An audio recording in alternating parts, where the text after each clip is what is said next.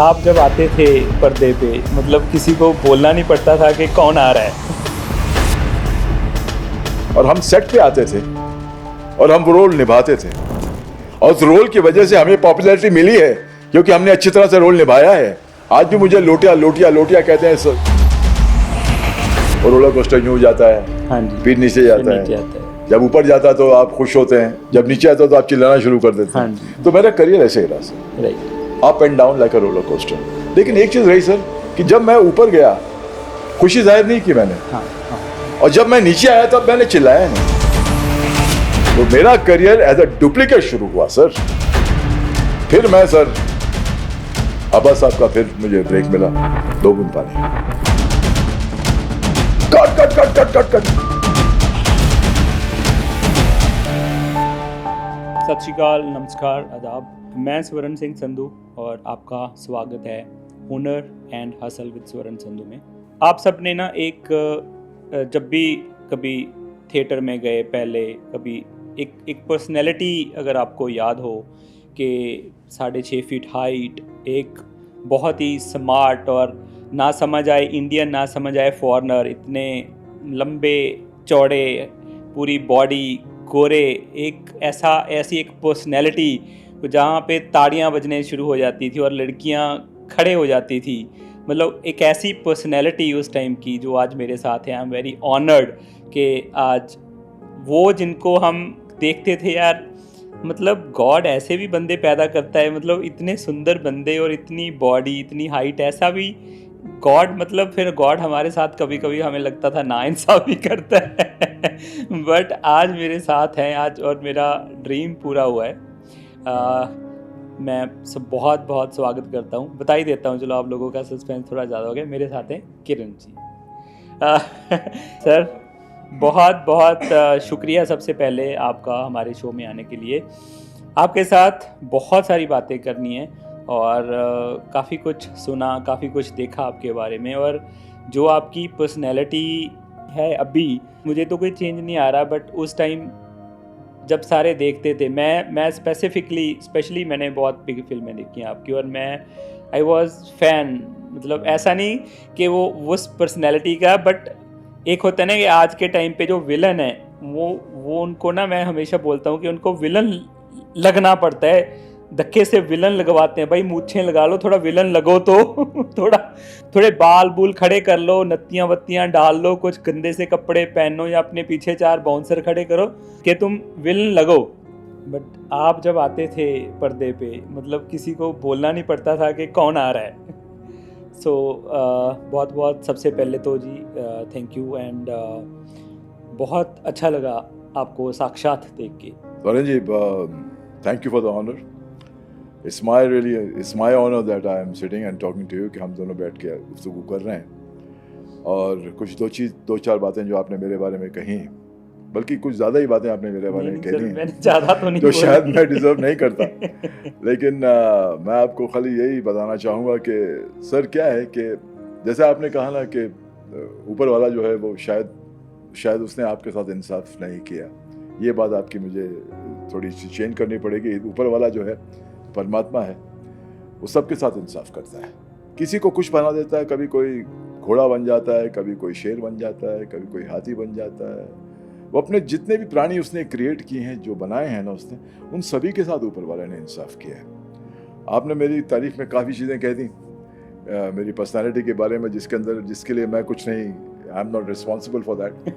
ये तो सब मेरे माता पिता की देन है, और ऊपर वाले ने जो चाहा, जैसा बनाना चाहा, वैसा मैंने बना दिया। लेकिन मैं ये समझता हूँ कि इस धरती के जो भी मखलूक है ना, जो भी क्रिएशन है ना, वो ऊपर वाले ने ही बनाई है। ये तो आप भी मानते हैं, हम भी मानते हैं, सभी पूरी दुनिया मानती है। लेकिन जब किसी को ऊपर वाला एक्टर बनाता है ना, तो उसे ना अपने हाथों से बनाता है, उसको थोड़ा स्पेशल प्रिविलेजेस दे देता है। तो शायद ऊपर वाले ने जो भी मुझे बनाया है, या हम एक्टरों को बनाया, मैं अपनी बात नहीं कर रहा हूँ, एक्टर की ज़ात की मैं बात कर रहा हूँ। वो क्या है कि थोड़ी सी स्पेशल, थोड़ा सा और इत्मीनान से ऊपर वाले ने हमें बनाया है। तो बाकी तो अभी आपके बारे में, मैं जैसे आपने मुझसे कहा कि इतना कुछ किया है आपने लाइफ में, तो आपने भी तो बहुत कुछ अचीव किया है। हाँ जी करा है सर, बट जब आपको नहीं, पर्दे पे सर, एक होता है ना सर हमें जो भी दिया है ना वो हमारी ऑडियंस ने दिया है। जो लोग हमें देखते हैं उन्होंने उनसे मिला है हमें, नाम हो, पैसा हो, फेम हो, सब कुछ हो, लेकिन आपने भी तो बहुत कुछ किया है और आपने खुद किया है। जो भी आज आप हैं, आप आप प्रोड्यूसर हैं, आपने बहुत कुछ किया है इस मीडिया इंडस्ट्री में, तो ये तो आपकी खुद की अचीवमेंट है। मेरी अचीवमेंट ये है कि जो भी मुझे ऑडियंस ने दिया मैंने कर लिया। थोड़ा बहुत टैलेंट दे दिया था, ऑडियंस ऊपर वाले से मिल गया था। और टैलेंट जो एक ऐसी चीज़ है जो हर इंसान को मिलती है। एग्जैक्टली कोई ना कोई टैलेंट होता है किसी ना किसी बारे में। पेंटर में पेंटिंग का टैलेंट होता है, दर्जी में कपड़े बनाने का टैलेंट होता है, म्यूजिशियन में म्यूजिक का टैलेंट होता है। तो हमें भी थोड़ा बहुत जो टैलेंट है कि हम इस कैमरे को फेस कर सकें। मेरे पिताजी हमेशा कहते थे कि बेटा अगर एक्टर बने हो ना, सबसे पहले तुम्हारा जो प्यार होना चाहिए ना, इश्क जो होना चाहिए। देखिए एक्टरों का ना सिर्फ एक्टर बनना ही काफ़ी नहीं होता सुरेंद्र जी। एक्टर में एक जुनून होना चाहिए, एक शिद्दत होनी चाहिए, एक पैशन होना चाहिए। और सबसे बड़ी बात यह है कि एक्टर को ना, ये जो सामने जो मुझे रिकॉर्ड कर रहा है ना, ये जो कैमरा है, सबसे ज़्यादा इससे प्यार करना चाहिए। राइट। क्योंकि सेट के ऊपर यहाँ पर हाँ सभी हैं हमारे जान पहचान के, लेकिन मेरा अगर कोई दोस्त है ना, वो मेरा इसकी ये कैमरा है। राइट। तो बड़ी अच्छी जर्नी रही।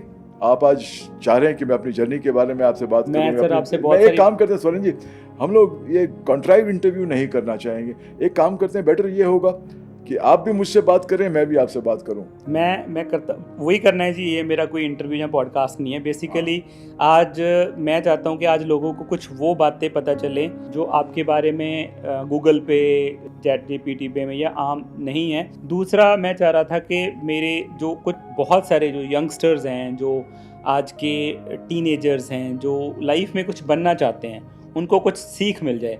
बट मैं आपके साथ ना एक बात को कोरिलेट कर रहा था। मेरे फादर मुझे बहुत सालों से ना एक बात कहते आ रहे थे।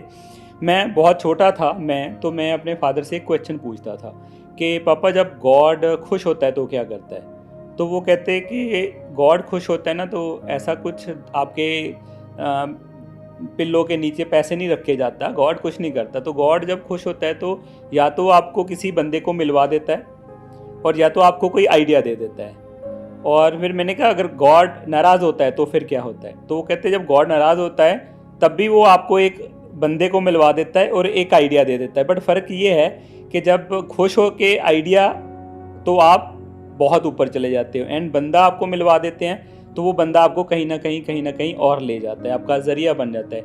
और वाइज़ वर्सा, जब आपको गॉड नाराज़ होता है, जब आपको कोई बंदा मिलवाता है तो वो बंदा फिर आपका सर्वनाश करता है और वो आइडिया आपका सर्वनाश करता है। मैं एक बात कोरिलेट कर रहा था कि आपने भी एक बार कहा था कि आपको लाइफ में कुछ ऐसे लोग मिले तो इट मीन्स गॉड खुश था, आपको एक एक बंदा मिलवाता गए और वो बंदे आगे आगे आगे आपको लेके जाते रहे। ऐसा हुआ आपके साथ? जी हाँ, बिल्कुल होता है। देखिए स्वर्ण सिंह संधू साहब कुछ चाहते हैं, किरण कुमार कुछ चाहता है कि भैया मैं ये करूं, आप ये चाहते हैं कि मैं ये करूं, लेकिन जो होना होता है ना वो वही होता है जो ऊपर वाला चाहता है। और जो ऊपर वाला चाहता है ना वो हम सभी के लिए सबसे अच्छी चीज़ वही होती है। हाँ, ऐसे बहुत सारे बंदे मिले। देखिए अब मैं अगर नाम गिनाने को जाऊँ ना तो आपका पॉडकास्ट जो मतलब मेरी ज़िंदगी के अंदर इतना इन्फ्लुएंस रहा है सभी लोगों का जिन्होंने मुझे बहुत कुछ दिया। और स्पेशली आपका ना एस वर्ड के साथ बहुत प्यार है। शत्रुघ्न जी मिले आपको, फिर सलीम जी मिले, फिर आपकी वाइफ मिले। मेरी वाइफ भी ऐसी है ना? हाँ, एस वर्ड जो है आपका मेरे लिए लकी है। तभी मैं आया सर। मैं देखिए आप तभी आया आपके साथ पॉडकास्ट करने में। मैंने कहा एस को बड़ा प्यार करते हो तो मैं जाके पॉडकास्ट कराता हूँ। इसलिए प्यार करता हूँ क्योंकि एस वर्ड जो है उसने मेरी जिंदगी में बहुत सारी खेल खेले। आज मेरे बेटे का भी नाम शौर्य है, मेरी बेटी का नाम भी सृष्टि है, मेरी वाइफ का नाम भी सुषमा है। और मुझे मेरे करियर में जिनसे बहुत कुछ मिला, सलीम साहब वो भी ऐसे हैं। शत्रुघ्न सिन्हा साहब जिन्होंने मुझे इंस्टीट्यूट के बारे में बताया, वो भी ऐसे हैं। और पता नहीं और कितने भी ऐसे आने वाले मेरी लाइफ में जिनका मैं इंतजार कर रहा हूँ। और आएंगे और मैं उनका इंतजार करूंगा। और ये कहूँ कि मुझे खास इश्क है एस वर्ड से, ऐसी बात नहीं है, लेकिन उस एस वर्डनेस, अल्फ़ाबेट एस ने मेरी ज़िंदगी के अंदर बहुत कुछ दिया मुझे उनसे बहुत कुछ मिला इस वर्ड से। तो I love all the people who have the name S in the name alphabet.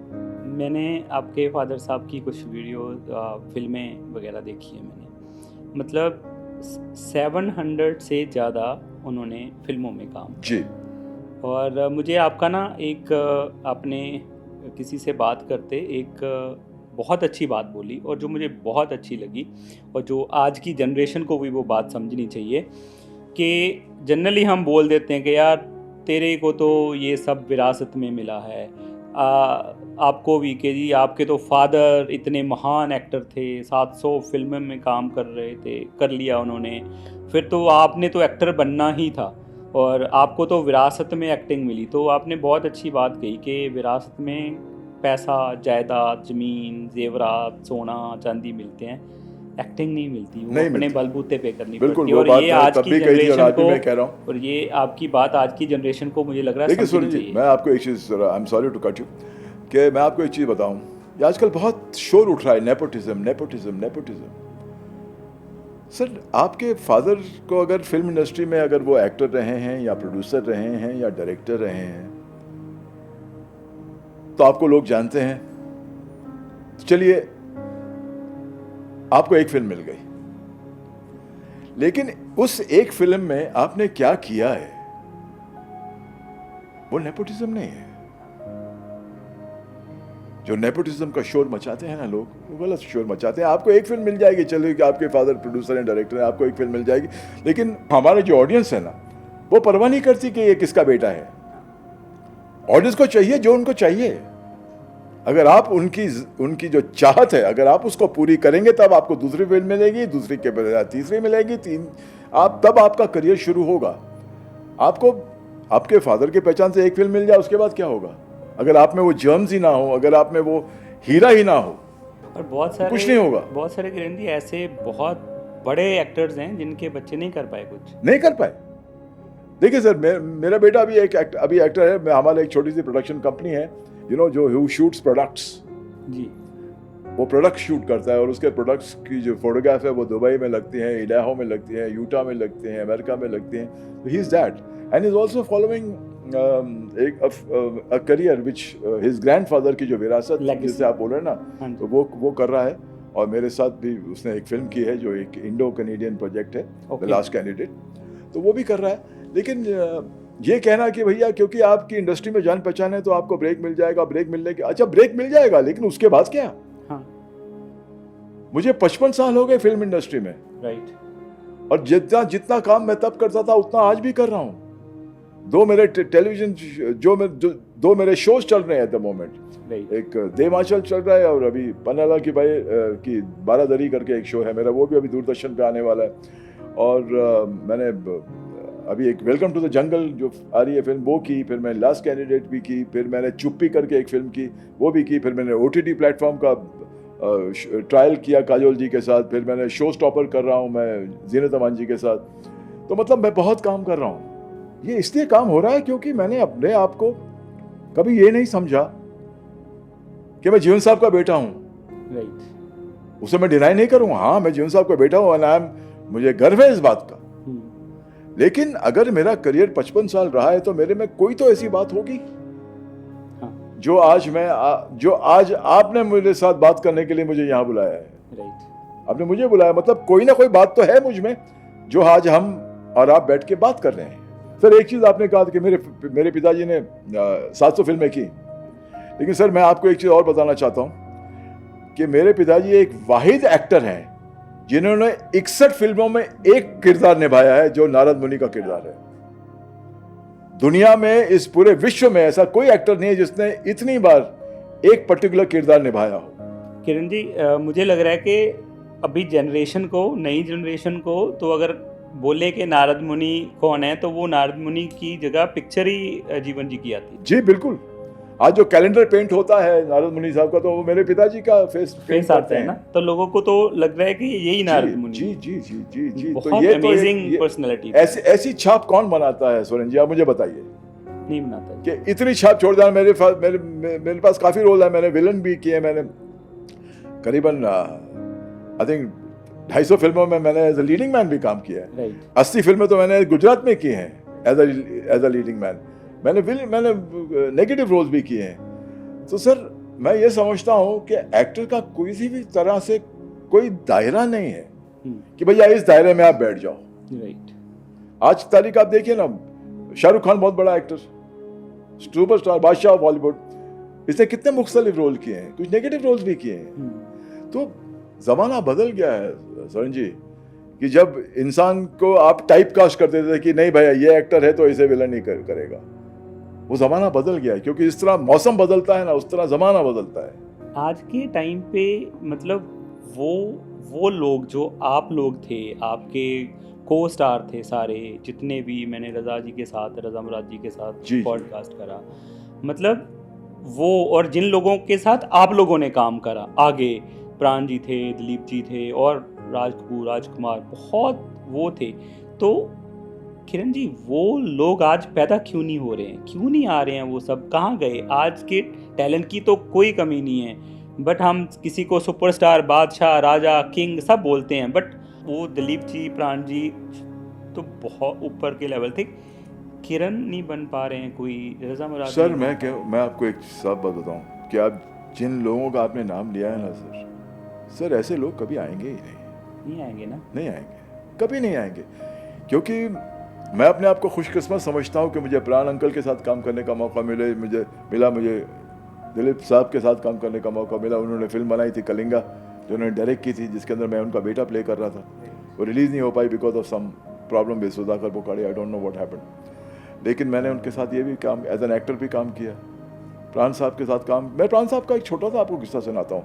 मैं आपको सुनाता हूँ कि लगन क्या होती है, काम की लगन क्या होती है। सर जब मेरे पिताजी नारद का रोल का किरदार निभाते थे, और जब उनकी सपोज उनकी 10 दिन की शूटिंग है, बसन स्टूडियो में उस ज़माने में शूटिंग हुआ करती थी, तो वो क्या करते थे, अल्कोहल बिल्कुल छोड़ देते थे। अच्छा। उन्हें शौक था, शाम को बैठ के अपनी 2 ड्रिंक पीने का शौक था। ठीक है। वो अल्कोहल बिल्कुल छोड़ देते थे, वो नॉन वेज भी बिल्कुल खाना छोड़ देते थे। अच्छा, भगवान का रोल, जिस दौरान वो शूटिंग चल रही है। ओके। 10 दिन की अगर शूटिंग है तो एक रात पहले ही ये सब कुछ छोड़ दिया। ओके। तो मुझे समझ में नहीं आता था कि ऐसा मेरे पिताजी कर क्यों रहे हैं। बोले ये मेरी तैयारी है नारद को प्ले करने की। जो आज हम स्टैनिस्लैवस्की बोलते हैं ना, जो आज लोग जो एक्टर हैं अभी आज के ज़माने में, वो तो 3-3 महीना पहले अपनी स्क्रिप्ट मांग लेते हैं कि भैया 3 महीना पहले हमको स्क्रिप्ट दे दो, हम उस रोल में घुसेंगे। जब हम काम करते थे तो हमें जो सीन था ना सर, वो सेट पे दिया जाता था। अच्छा। कोई हमें स्क्रिप्ट नहीं देता था। स्क्रिप्ट का मतलब प्रोड्यूसर ये बोलता था कि भैया ये कहानी मैं बना रहा हूं, तुम्हारा ये रोल है। ओके। बस इससे ज्यादा हमें कुछ नहीं बताया जाता था, और हम सेट पे आते थे और हम वो रोल निभाते थे, और उस रोल की वजह से हमें पॉपुलैरिटी मिली है क्योंकि हमने अच्छी तरह से रोल निभाया है। आज भी मुझे लोटिया लोटिया लोटिया कहते हैं सड़क के ऊपर। हाँ। और उस लोटिया को लोटिया प्ले करने के लिए सीन तब दिया जाता था जब लोटिया सेट पे आता था। राइट। जब मैं सेट पे आता था और पढ़ते पढ़ते मुझे लोटिया बन जाना पड़ता था। मुझे 3 महीना पहले स्क्रिप्ट नहीं दी जाती थी, मुझे क्या किसी को नहीं दी जाती थी। आज के जमाने में जितने भी यंग टैलेंट है, जो एक्टर हैं, वो तो बोलते हैं, ओपनली बोलते हैं कि हमको 2-3 महीना पहले स्क्रिप्ट चाहिए, हम रोल में घुसेंगे। तो गुस्सा तो फिर भी नहीं जाता उनसे, तब भी नहीं घुसते। हाँ। तो हमें जो सेट के ऊपर सीन दिया जाता था और इन्हें वो सीन 3 महीना पहले दिया जाता था, और हम उनसे बेहतर परफॉर्म करते थे उस वक्त। तो सर बड़ा एक्टर कौन हुआ? नहीं, मैं ये नहीं कह रहा हूं कि मैं बहुत बड़ा एक्टर हूं, मैं कोई क्रेडिट नहीं ले रहा, मैं अपने आप के मैं मियां मिठू होने की बिल्कुल कोशिश नहीं कर रहा। लेकिन मैं ये जानना चाहता हूं कि भैया आप हैं, हम आपसे बराबरी कर ही नहीं सकते, और ना आप हमसे बराबरी कर सकते हैं। आज के दौर में हर चीज नहीं हो गई है। आपको कहीं ज्यादा पैसे मिलते हैं जो हमको मिलते थे। हाँ, आज हमको मिल रहे हैं अच्छे खासे पैसे, क्योंकि वक्त बदल चुका है, कमर्शियल चेंज हो चुके हैं। लेकिन फिर आपकी ये आप उस कैरेक्टर में घुस गए, आप उस स्क्रिप्ट में घुस गए, आप सीरियल किलर बने हैं तो फिर आप सीरियल किलर के उसमें घुस गए। अरे भैया क्या घुसना है सीरियल किलर? अगर तू पढ़ रहा है और तू सीरियल किलर के माइंड में घुसना चाहता है, तो क्या तू मर्डर कर रहा है क्या? तो क्या बात कर रहा है तू? सर मेरा शूटिंग का मकसद ये होता है, मेरा शूटिंग का पैटर्न ये होता है कि मैं घर से निकलता हूँ किरण कुमार, स्टूडियो में उतरता हूँ तो मैं कैरेक्टर हूँ जो बनना, जो मुझे प्ले करना है, मैं तब चेंज करता हूँ अपने आप को। मेकअप किया, दाढ़ी लगाई, मूछ लगाई या विग पहनी या जो कुछ भी करना है वो किया और मैं वो कैरेक्टर बन गया। एक बार पैकअप डायरेक्टर ने बोल दिया तो सब कुछ निकाल के मैं ऐसे मेकअप मैन के हाथ में दे देता हूँ और फिर मैं किरण बन जाता हूँ। किरण, अगर मैं हमेशा ही वही कैरेक्टर बना रहा तो सर क्या होगा, आप मुझे बताओ सोरेन जी? मैं तो फिर अपने घर के अंदर भी वैसे ही हो जाऊंगा। सर हम बीकानेर में शूटिंग कर रहे थे सावन कुमार टाक साहब की। हालांकि प्राण साहब के साथ मैंने जंगल में मंगल भी की, प्राण साहब के साथ मैं कभी दोस्त नहीं बना क्योंकि मेरी हिम्मत ही नहीं थी कि मैं उनके साथ दोस्त बन जाऊं। आप किसी इंसान को इतने रेवरेंस से देखते हैं या उस इंसान के लिए आपके दिल में इतनी इज्जत और प्यार होता है कि आप उसके कंधे पे हाथ नहीं रख सकते। सर बीकानेर हम शूटिंग कर रहे हैं, राजस्थान की सड़ी हुई गर्मी, इतनी गर्मी, प्राण अंकल हम लोग, सर आउटडोर का टाइम, दोपहर के 12 बजे हुए, सन सिर के ऊपर, लेकिन प्राण अंकल अपना गेटअप करके, कोट पहन के, अंदर वास्ट कोट पहन के, सलवार कुर्ता था उन्होंने पहना हुआ, बड़े बड़े बालों की विग लगा के, दाढ़ी लगा के, सर धूप में बैठे हुए थे। अच्छा। डायरेक्टर के बुलाने तक सुबह से लेके सबसे पहले तैयार हो जाते थे सर।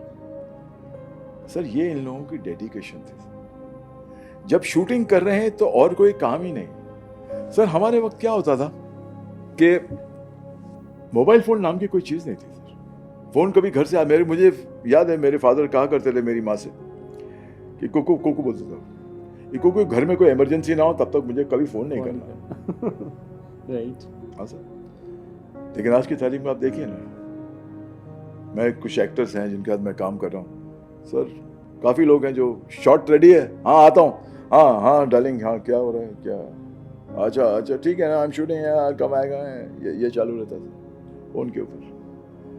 बड़ा अजीब लगता है सर। और मैं एक वाहिद एक्टर हूँ कि मैं अगर किसी सेट पे जाता हूँ, मैं कभी अपना मोबाइल फ़ोन अपने सेट पे नहीं ले जाता। बहुत अच्छी बात है। या तो मेरे मेकअप रूम में रहता है या मेरे वैन में रहता है।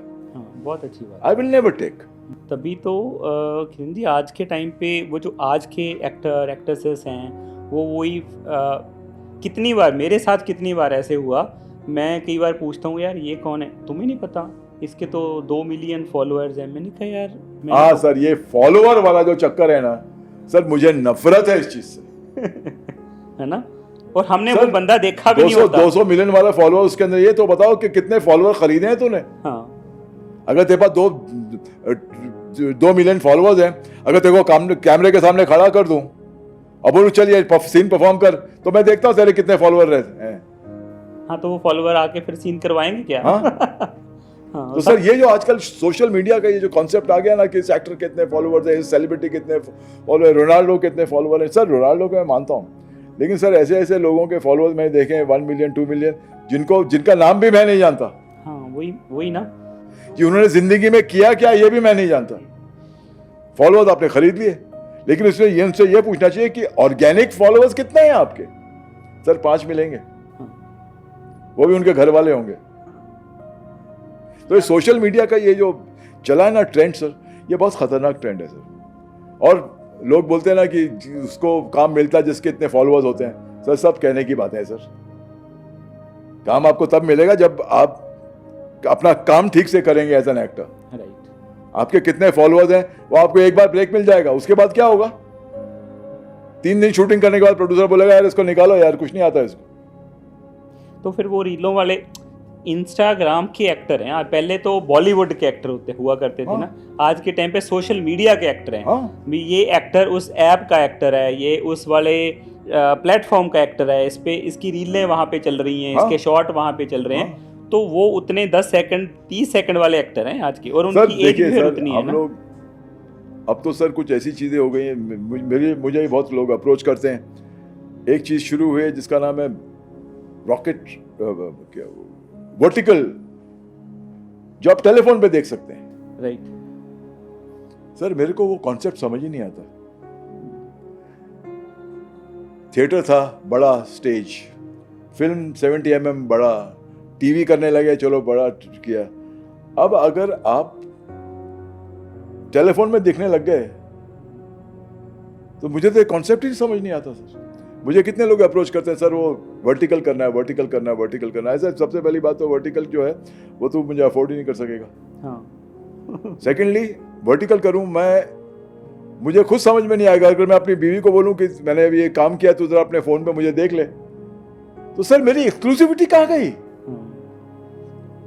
राइट। फिर तो मैं चने के भाव बिक गया, चवन्नी में खरीद लेंगे लोग मुझे। तो मैं अपने आप को 1 रुपए में बेचूं, कम बेचूं, लेकिन मेरा वो 1 रुपया 4 चवन्नियों से बेटर है। बेटर होना। हाँ। राइट। वो मुझे समझ ही नहीं आ रहा है। लोग कितना अप्रोच कर रहे हैं मुझे कि सर वर्टिकल कर लीजिए, वर्टिकल कर लीजिए, ये है 3 दिन की शूटिंग है, 3 दिन की शूटिंग में हम 90 मिनट शूट कर लेंगे। सर मुझे समझ नहीं आता कि 3 दिन की शूटिंग के अंदर आप 90 मिनट कैसे कंटेंट निकाल लोगे यार, कैसे निकलेगा? हाँ, लेकिन कुछ लोग हैं जो करना चाहते हैं, करते हैं, उनकी शायद जरूरत हो। सर मुझे ऐसी कोई जरूरत नहीं है, मुझे पैसा कमाने की इतनी चाहत नहीं है। जो पैसा मुझे चाहिए वो मैं लूंगा, लेकिन उस पैसे के पीछे दौड़ूंगा वो नहीं करूंगा सर। आपकी मर्जी, आप करिए। आपकी मर्जी को मैं बुरा नहीं कह रहा हूं, शायद आपकी जरूरत है, आपको फेम की जरूरत है। सर अगर मैं फोन पे दिखने लग गया तो क्या लोग लोटिया पठान को भूल जाएंगे क्या, या हिना के अशरफ को भूल जाएंगे क्या? नहीं भूलेंगे ना सर। तो मैं क्यों करूं? अरे यार मेरा लोटिया पठान टेलीफोन में नजर आ रहा है यार। अपने हाथों में अपनी सर इंसान खराब करनी की इज्जत हमेशा आपके हाथों में होती है। हाथों में। अगर पैसा कमाने के चक्कर में अगर आप अपने इज्जत को बेच डालें तो सर ये मुझे नहीं लगता ठीक है सर। अपने फादर साहब जीवन जी के साथ आपने करा, कोई फिल्म करी है? नहीं सर, इत्तेफाकन नहीं कर पाया। नहीं कर पाया। और मैंने कभी वो रोल ही अटेम्प्ट नहीं किया जो मेरे फादर किया करते थे। राइट। सर इसलिए नहीं किया, हालांकि आए लोग जानते हैं, आजकल मैं देख रहा हूँ कि एक बहुत ही फेमस कैरेक्टर एक्टर हैं, वो बहुत ही अच्छे एक्टर हैं, वो थोड़ा बहुत उनमें मेरे फादर की झलक आती है और मेरे फादर को बहुत मानते हैं वो। और एक हमारे लीडिंग मैन है, वो भी मेरे फादर को बहुत मानते हैं। बोलते मैं तो भाई मैं तो बहुत ही, मैं साहब की मैं सब रीलें मैंने रखी है, मैं देखता हूँ, मुझे बहुत मजा आता है। राइट। लेकिन मैंने वो अटेम्प्ट नहीं किया क्योंकि सर मैं बताऊं सरन जी कि जिस काम में आपको महारत ना होना उसे करना नहीं चाहिए। मेरे फादर इतनी अच्छी तरह से अपने वो रोल निभाते थे और इतने कैरेक्टर में घुस के निभाते थे और जिस टैलेंट से वो करते थे, सर मुझ में वो टैलेंट है। मैं अगर अटेम्प्ट करूंगा ना तो ये लोग बोलेंगे यार बाप जो करता था ये नहीं कर पाएगा। ये तो आपका बड़प्पन है। नहीं सर, तो मैं क्यों वो बात सुनूं? क्योंकि मैं जानता हूं कि जो मेरे पिताजी कर पाएंगे मैं नहीं कर पाऊंगा। हाँ, मैं जो करता हूं मेरे पिताजी कर सकते हैं। हाँ। लेकिन वो जो करते थे मैं नहीं कर सकता। यानी ये कि सर बाप बाप होता है। वो एक 7-8 साल 10 साल का किरण कुमार कैसा होता था? शरारती, नोटी, सर बहुत शरारती, क्या बहुत शरारती और बहुत ही, मतलब इसीलिए तो मुझे सर एक बार ना डैडी ना सलीम साहब के साथ शूटिंग में, आपने बोला ना सलीम साहब, देखिए जिंदगी के अंदर ना हर इंसान का कोई ना कोई फरिश्ता होता है। हाँ जी। जरूरी नहीं है कि फरिश्ते जो होते हैं वो ऊपर से आते हैं। हाँ। पंख लगा के। हाँ। कुछ ऐसे इंसान होते हैं आपकी जिंदगी के अंदर जो फरिश्ते होते हैं, आपकी जिंदगी के अंदर उनका बहुत ही बड़ा योगदान होता है या उनसे आपको बहुत कुछ मिलता है तो वो इंसान आपके लिए फरिश्ता हो जाता है। तो सर मैं बहुत शैतान था सोहन जी, लड़ाई झगड़ा ये वो ये, क्योंकि मैं माँ का बहुत लाडला था। हाँ। मेरी माँ को लगता था कि मेरा बेटा कुछ गलत कर ही नहीं सकता और मैं उसी भरम में उस बेचारी को रखता था। लेकिन शरारती था सर, थोड़ा सा एग्रेसिव भी था, लड़ाई झगड़ा हो जाना। बहुत छोटा था सर मैं, 7-8 साल का। तो मेरे फादर ने एक दिन सलीम साहब की शूटिंग करे, बोले यार सलीम साहब मेरा बेटा बड़ा शैतान है यार, मैं सोच रहा हूँ किसी बोर्डिंग स्कूल में डाल दो उसको यार। अच्छा। हाँ बोले, हाँ बोले मैं बिल्कुल डालिए। मैं इंदौर, सलीम साहब इंदौर के हैं। अच्छा जी। सलीम साहब की जो फैमिली है इंदौर की। बोले इंदौर में बड़ा अच्छा स्कूल है, Delhi college. Danny college, Delhi college, DALY। Delhi sir Henry daily जो थे वो वाइसरॉय थे इंडिया के। ओके। एक टाइम पे तो उनके नाम का ही पब्लिक स्कूल है और बहुत ही एक्सक्लूसिव स्कूल है, बहुत अच्छा स्कूल है, वहाँ पर हर चीज़ की ट्रेनिंग दी जाती है। तो बच्चे को थोड़े सालों के लिए वहाँ डाल दीजिए। तो मेरे फादर ने उनकी बात मानी और मैं दिल्ली कॉलेज चला गया, मुझे वहाँ भेज दिया। मुझे मेरे बाप ने, मेरे पिताजी ने मुझे अपनी माँ से दूर कर दिया, तो मैं बहुत चिढ़ गया। और मुझे बहुत तकलीफ होने लग गई कि अपनी माँ से दूर हो गया मैं। अब मेरे जो स्कूल के जो दिन थे वहाँ पर सर एक ऑनर्स का बोर्ड लगा है दिल्ली कॉलेज में। एक ऑनर्स का बोर्ड है कि उस साल का सबसे अच्छा स्टूडेंट कौन है। ओके। मेरे फादर ने मुझसे बोला कि एक दिन मैं इस बोर्ड पे तेरा नाम देखना चाहता हूँ। ओके। और सर ऐसा वक्त आया कि इस बोर्ड पे मेरा नाम आया। वाह। म्यूजिक का मुझे शौक, सुनने का, गा नहीं सकता, गाने को बोलेंगे तो ऐसा गाऊंगा आप सब लोग उठ के भाग जाएंगे। गाने का शौक नहीं। ठीक है। तो मैं चला गया। तो स्कूल के कुछ 15-20 दिन, महीना भर तो मैंने अंदर से बहुत कोसा सलीम साहब कि यार मुझे ये स्कूल क्या नाम बताने की क्या ज़रूरत थी, मैं अपनी माँ से दूर हो गया, बोर्डिंग में डाल दिया मुझे मेरे पिताजी ने। लेकिन सर वो नाम एक दिन मेरा आया। अब सर सलीम साहब के बाद मेरा ऐसा रहा सर कि आया, मैं स्कूल की पढ़ाई वढ़ाई करके आया, यहाँ करियर वरियर काम किया, कुछ चीज़ें चली, कुछ चीज़ें नहीं चली, और कुछ जो नहीं चली वो ज़्यादा थी। ओके। तो मेरा गुजराती फिल्मों का एक दौर शुरू हुआ, और गुजराती फिल्मों के अंदर मुझे आशा पारेख जी ने बहुत मदद की, क्योंकि जो पहली पिक्चर मैंने गुजराती की थी, आप शायद पता नहीं, जानते हैं कि नहीं, मैं गुजरात का काफ़ी नामचीन एक्टर रहा हूँ। सर मैंने पढ़ा, थोड़ा सा आपके बारे में चेक करा था कि आपका जैसी थोड़ा ग्राफ काफ़ी बहुत सही चलने वाला था, और बीच में फिर इमरजेंसी लगी। हाँ, बीच में एक दौर आया था सर। दौर आया। मेरी 5 फिल्में जो थी वो बैन हो गई। 5 फिल्में खैर आपकी। वो पॉलिटिकल नहीं बात कर रहे, बट मैं बात ये करना चाह रहा था कि जैसे मैं बात कर रहा था ना, मैं कंपेयर तो नहीं करता, बट सेम जब मैं आपके दोस्त से बात कर रहा था तो वो कहते कि जब उनके साथ भी ऐसा ही एक सेम दौर आया, किसी टाइम उनके पास फिल्में नहीं, तो उनको पंजाबी फिल्म इंडस्ट्री ने रज़ा जी को एक प्लेटफॉर्म दिया, एक टाइम दिया, और ऐसा ही आपका था कि जब आपका एनी हो रीज़न वो कुछ 5-6 फिल्में आपकी नहीं हुई, तो फिर आपको गुजरात ने एक बहुत अच्छा खासा सपोर्ट दिया। सुरेंद्र जी, क्या होता है, मैं अपने करियर को ना एक बहुत ही फैंटास्टिक जर्नी समझता हूँ। मैं बताऊँ क्यों? कि मेरी जिंदगी, मेरे करियर में मैंने बहुत उतार चढ़ाव देखे। आप उन मेले में जाते हैं ना, तो एक रोलर कोस्टर होता है ना, ऐसी वैन जैसी होती है, कैबिन जैसी होती है, एक गाड़ी ऐसी होती है, इसके अंदर हम सब बैठते हैं, और रोलर कोस्टर यूं जाता है, फिर नीचे जाता है। जब ऊपर जाता है तो आप खुश होते हैं, जब नीचे आता है तो आप चिल्लाना शुरू कर देते हैं। तो मेरा करियर ऐसे ही रहा sir, up and down like a roller coaster. लेकिन एक चीज रही सर कि जब मैं ऊपर गया, खुशी जाहिर नहीं की मैंने, और जब मैं नीचे आया तब मैंने चिल्लाया नहीं। मैंने हर चीज को एक जर्नी की तरह लिया है, और आज भी लेता हूँ। और बहुत ही वंडरफुल जर्नी रही सोरेन जी, मतलब इतनी खूबसूरत जर्नी रही कि मैं तो हमेशा ऊपर वाले से ये दुआ करता हूँ कि अगर दूसरी ज़िंदगी जब भी तो देगा, तो फिर मुझे यही जर्नी में डालना, और मुझे फिर किरण ही बनाना। मुझे अपने आप से बहुत प्यार है, क्योंकि मैंने बहुत कुछ देखा सर। मैंने लोगों को मुंह मोड़ से देखा, मैं लोगों को गले लगाते हुए देखा, मैंने लोगों की नजरें घूमती हुई देखी, मैंने लोगों के आंखों में मेरे लिए प्यार भी देखा। मैंने सब कुछ देखा सर, और सब कुछ देखने के बाद मुझे ये लगा कि इस दुनिया में हर कोई भी चीज परमानेंट नहीं है कि भैया हम मान लें कि ये चीज परमानेंट है। दुनिया में कोई भी चीज परमानेंट नहीं है सोरेन जी। कोई टाइम ऐसा आया किरण जी जहाँ लगा कि यार बस अब ये सब कुछ खत्म है, अब सब कुछ अब समझ नहीं आ रहा कुछ? नहीं सर, सब कुछ खत्म है तो कभी ना आया है ना कभी आएगा। ओके। क्योंकि अगर मेरे पास एक शर्ट और पैंट भी रह जाएगी ना, तब भी मैं नहीं समझूंगा कि सब कुछ खत्म है।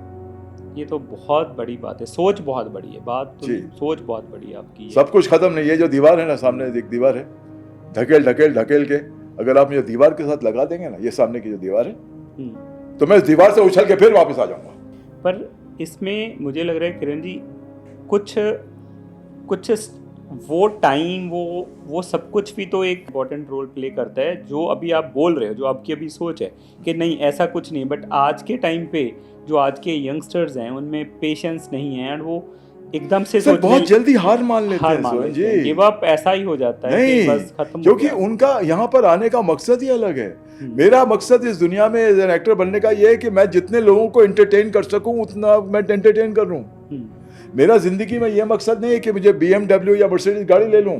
टेंट्रम किरण जी, आज के जो यंग एक्टर्स हैं या इन्फ्लुएंसर हैं, टेंट्रम उनके कि हमें तो डबल वाली वैनिटी चाहिए, हमें वो चाहिए, हमें ये चाहिए। बट आप लोगों ने तो जब राजस्थान में आप सर आपका जो काम था, हम उस दौर के एक्टर हैं कि आउटडोर में शूटिंग कर रहे हैं तो कपड़े बदलने हैं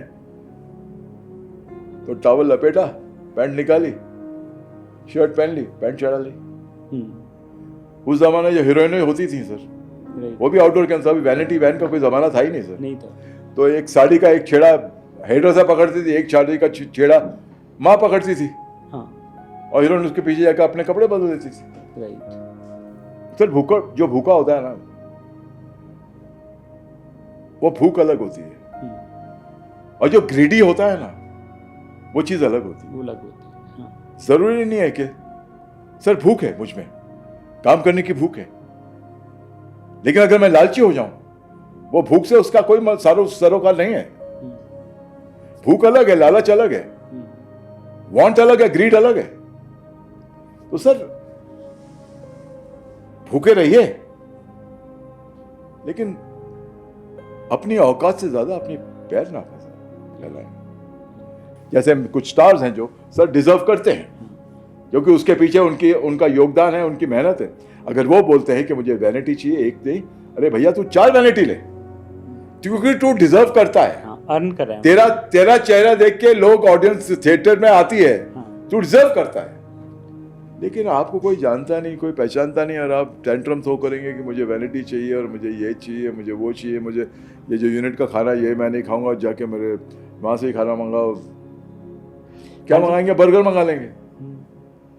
मैं जाऊंगी या मैं जाऊंगा, वहाँ पे मेरे लिए बिजनेस क्लास चाहिए, मेरा कुत्ता भी साथ में जाएगा। तो बिजनेस क्लास और इकोनॉमी क्लास, क्या बिजनेस क्लास पहले पहुंच जाएगी और इकोनॉमी क्लास बाद में पहुंचेगी? मेरे नौकर भी साथ में जाएंगे, 10 नौकर जाएंगे साथ में, 5 मेरी 10 की टीम होएगी, सबको बिजनेस क्लास भी चाहिए हमें। वहाँ पे हमें 5 स्टार में ठहराओ समेत हमारे 2 कुत्ते, एक कुत्ता भी साथ में जाएगा। ये हैं आज के। बट मैं तो बहुत, मैं आपको एक छोटी सी कहानी सुनाऊं। सर लोग समझते हैं कि 2 बूंद पानी मेरी पहली फिल्म थी। हाँ, मैंने भी, आपने भी यही पढ़ा है, लेकिन ये बात नहीं है सर। अच्छा। मेरे पिता की नारद, जिसमें मेरे पिताजी नारद मुनि बने हैं ना, उनकी शूटिंग होती थी तो मुझे बड़ा अच्छा लगता था उनके साथ सेट पे जाने के लिए। ओके।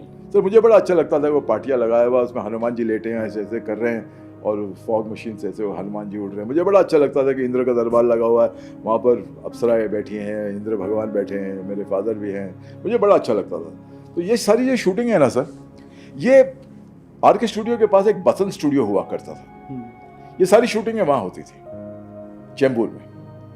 और इनका जो माइथोलॉजिकल फिल्मों के जो आज की तारीख में संजय लीला भंसाली है ना, एक नाम था जिसका नाम है बाबू भाई मिस्त्री।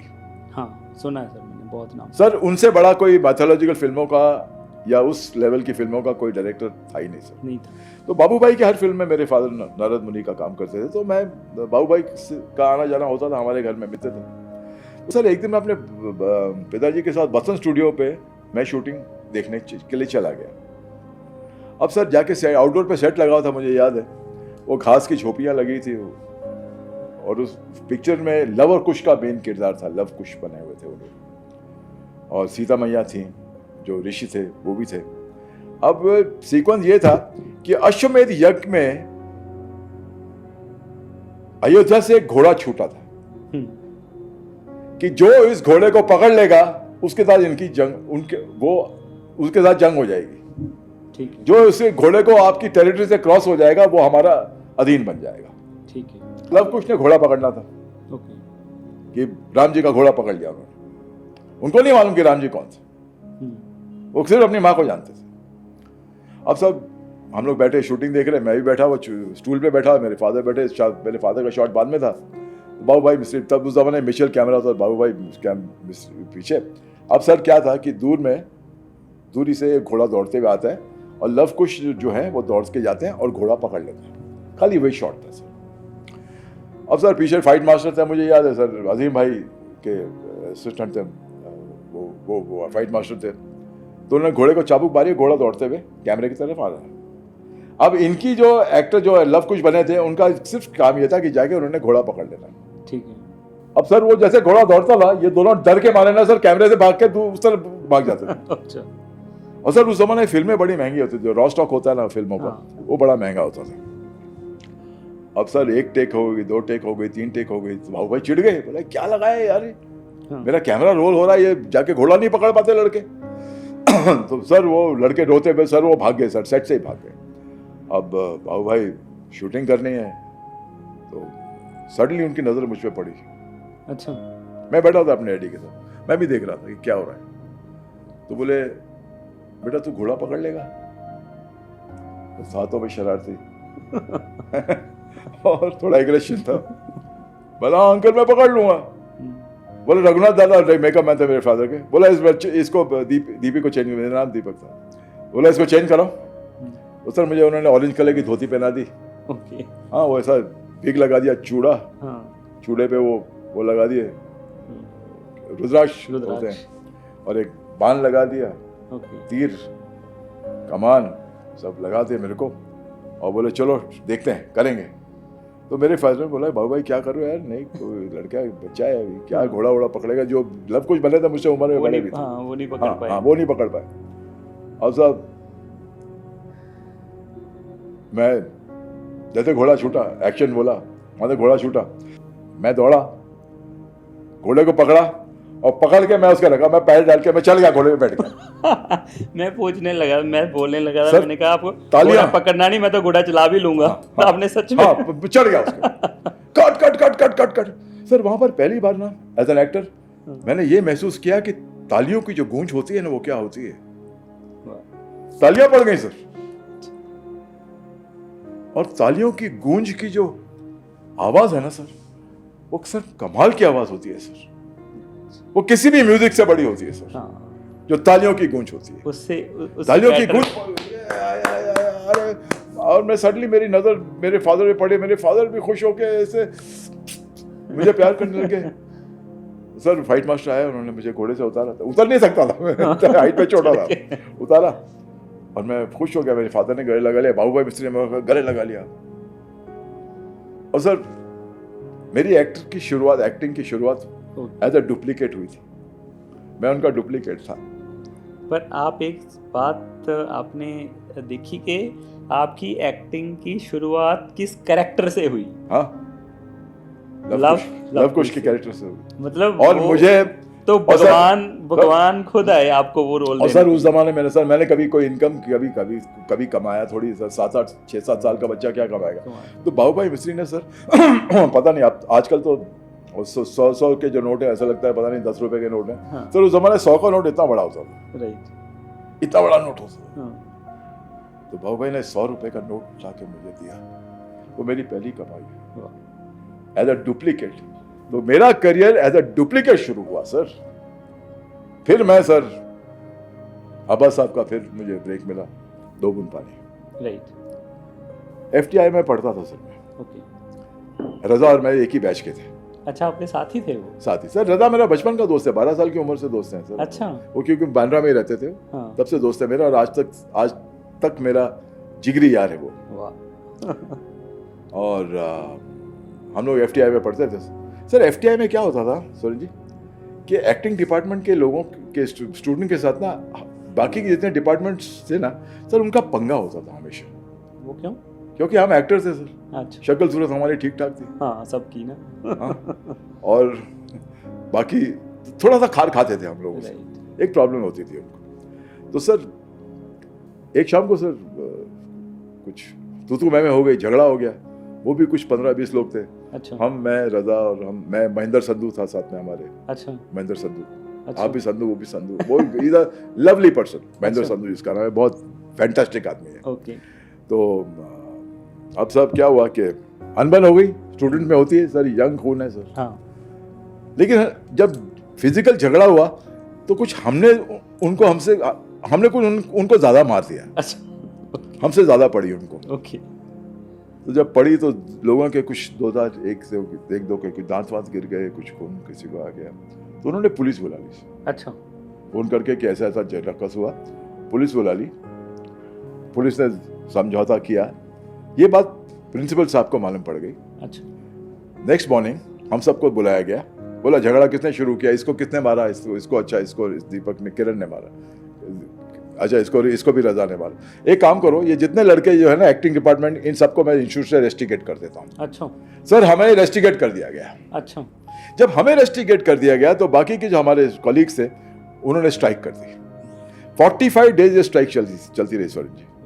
हम लोग हॉस्टल में नहीं रहते थे, हम लोग FTII के जो विजडम ट्री है उसके रोड पे बिस्तर लगा के सोते थे।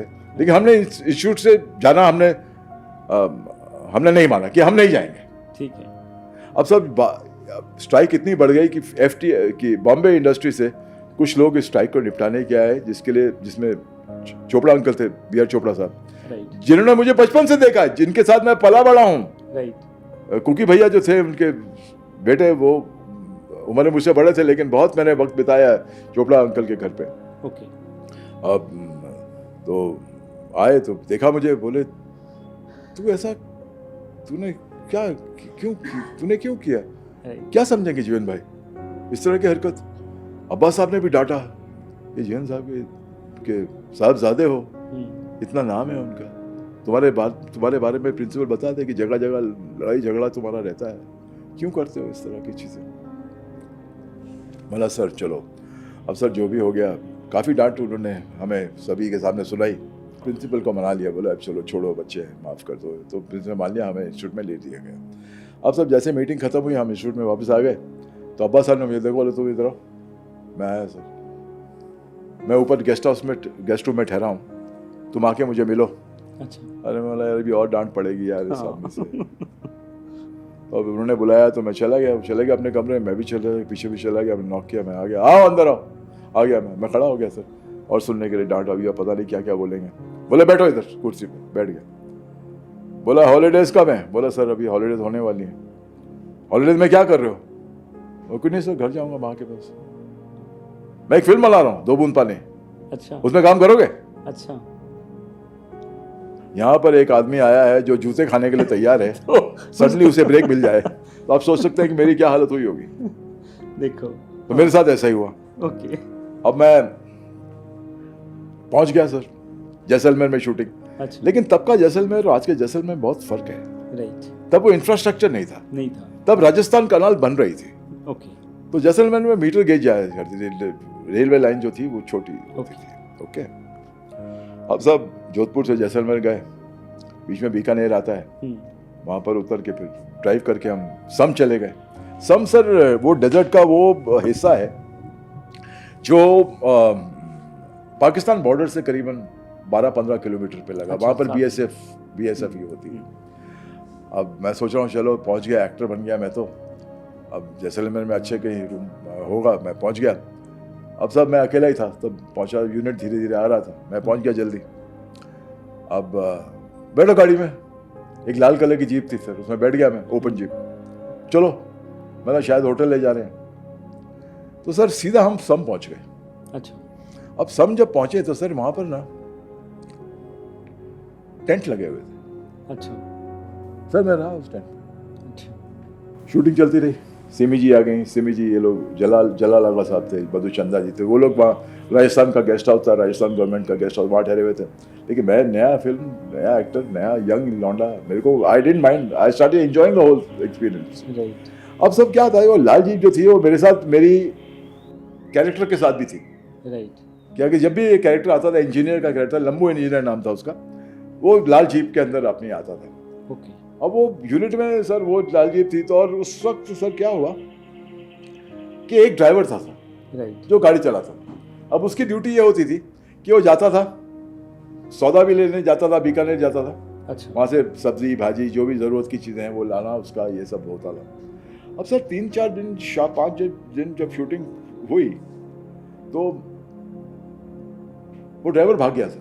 अच्छा। क्योंकि ऐसी हालत में वो रह नहीं पाया, वो निकल गया। अब सर सिचुएशन ये हो गई कि सारे सीनियर लोग थे, जितने भी प्रोडक्शन की जो टीम थी सारे सीनियर लोग थे। अब उसमें से किसी को गाड़ी चलानी आती नहीं। अच्छा। और अगर आती भी है तो कौन चलाएगा? अब सर वहाँ पे राथर साहब करके थे, बोले किरण, मैंने जी सर, तू गाड़ी चलाता? मैंने हाँ चलाते रहा हूँ सेट के। तू ज़रा जाके ना आज थोड़ा शूटिंग के पहले ज़रा जाके ना वो सौदा ले आ, सब्जी भाजी ले आ। अच्छा। बीकानेर से। बोला ठीक है सर मैं ले आऊँगा। मैं चला गया गाड़ी चला के, जाके सब्जी वेले खरीद लिए। लेकिन फिर क्या हो गया कि ये डेली की बात हो गई। राइट। मैं एक्टर भी था, हीरो भी था, प्रोडक्शन मैनेजर भी था। प्रोडक्शन मैनेजर नहीं था मैं, प्रोडक्शन बॉय था। प्रोडक्शन मैनेजर तो बहुत बड़ी चीज होती है। राइट। अब सब ये चलता रहा, बट मैं इस चीज को एंजॉय करने लग गया सर। मैं जब जाता था तो मुझे जला बोलता, अरे तू जाना तो ये काम करा, छोटू मोटू जोशी करके, वहां पर रसमलाई बड़ी अच्छी मिलती है, ले आना। कोई बोलता ला ये ले, कोई ये, सबके मैं लिस्ट बना के, ठीक है, मैं सर वहां जाके ले आता था। हालांकि बाद में वो लोग मुझे पैसे देते थे। ये नहीं कि अपने कोई पैसे क्या मिले थे मुझे, कुछ भी नहीं। खैर, अब सब क्या हुआ कि प्रकाश थापा नाम के सर एक बहुत ही अच्छे एक्टर थे। पता नहीं आप शायद नहीं है इस दुनिया में, और इस पिक्चर में दो बूंद पानी विलन का रोल निभा रहे थे। तो मुझे कहा गया था मैंने कि वो प्रकाश थापा आ रहा है, तो स्टेशन से जाके तू ना वहाँ से ले आ। अच्छा। शॉपिंग कर लेना पहले, बाद में उनकी ट्रेन आएगी तो उनको पिकअप करके ले आना। मैंने ठीक है, फोटो दिखा, बोले इस ऐसे हैं। मैंने हाँ ठीक है सर मैं आ जाऊँ, मैं ले आऊँगा। अब साहब मैं सौदा लिया ओपन जीप में, आलू प्याज टमाटर, जो आलू प्याज टमाटर तो मिलते ही नहीं थे। हाँ। आलू प्याज जो होते हैं वो उसकी जो गोनी होती है, बड़ी सी गोनी, गनी बैग जो होते हैं, उसको रखा ओपन जीप, और मैं स्टेशन पे प्लेटफॉर्म पे खड़ा हो गया। तो ट्रेन आके रुकी, देख लिया मैंने प्रकाश भाई आ गए, थापा साहब। मैंने नमस्ते थापा साहब, मैं जाके खड़े थे डोर पे, थापा साहब नमस्कार, मैं हाँ मैं आपको लेने आया। अच्छा तो ठीक है सर। उस जमाने में क्या होल्ड ऑल होते थे, बेटिंग नहीं मिलती थी ट्रेन में, आपको ना अपना वो पर्सनल होल्ड ऑल लेना। तो बोला ये ठीक है, मेरा होल्ड ऑल ले लो, मेरे बैग ले लो। तो सर मैंने बैग भी ले लिया, होल्ड ऑल भी उनका ले लिया, चले गए बाहर। जीप में मैंने रख दिया, मैंने सर आइए। बोला क्या इसमें जाएंगे क्या? अच्छा। बोला हाँ सर। बोला तूने होल्ड ऑल कहाँ रखा है? आलू प्याज के ऊपर तूने होल्ड ऑल रखा? बोला हाँ सर। सर थोड़ी सी उन्होंने कुछ अपशब्द कहे, जो उनका हक था। हाँ। मैं बिल्कुल उसको माइंड नहीं करता, लेकिन वहां से लेके सर सम तक सर मैं उनकी वो बातें सुनता रहा। वो कोसते रहे, नाराज होते रहे। बीच में ऐसी जगह आई कि मेरे को मन किया कि मैं गाड़ी रोक के ना इनको यहीं गाड़ दूं। ऐसा हुआ। लेकिन मुझसे सीनियर आदमी। हाँ। तो खैर सर कैसे भी करके सर उनकी बातें सुनते सर मैं लोकेशन पे पहुंच गया, और शूटिंग थी उस दिन। अब जब शूटिंग थी तो सर थापा साहब तैयार होके सेट पे खड़े, मैं भी तैयार होके पीछे खड़ा सेट के ऊपर। तो एक्शन पोर्शन था सर, हीरो और विलन की फाइट थी। मैं हीरो था, विलन था। तो प्रकाश साहब ने बोला कि भाई बुलाओ हीरो को, बुलाओ, जो भी फाइट करनी है देख लें, जरा रिहर्सल कर लेते हैं। तो बता बोला हीरो सामने खड़ा है तुम्हारा। सडनली उनकी लुक गई, उनका एक क्लोजअप कटा। अरे यार इसको तो मैं इतना बोल के आया हूँ, सारे रास्ते में इसको इतनी गालियां दे गया हूँ, हीरो तो यही है। अब सर उस दिन के बाद हमने शूटिंग की, और उस दिन के बाद जो उनके साथ मेरी बॉन्डिंग हुई है ना सर, उनसे मुझे जितना प्यार मिला ना सर, मैं आपको बता नहीं सकता। किरण जी पंजाब आए कभी आप? जी हाँ मैं जाता हूँ, कई बार गया हूँ। और मुझे पंजाब जाना बड़ा अच्छा लगता है। ख़ासतौर से ये जो आजकल जो मौसम चल रहा है ना सर, कमाल का है। सर पंजाब जो है सर, वो हमारे मुल्क का एक ऐसा हिस्सा है सर, जहाँ पर हर चीज़ बड़ी है। हाँ सही में। प्यार भी लोगों का बड़ा है। हाँ। लस्सी का गिलास भी इतना बड़ा है। हरियाली, खेत। आप जब भी दिल्ली से ड्राइव करते हैं, पंजाब में घुसे तो सर आपको मालूम पड़ जाता है कि पंजाब आ गया।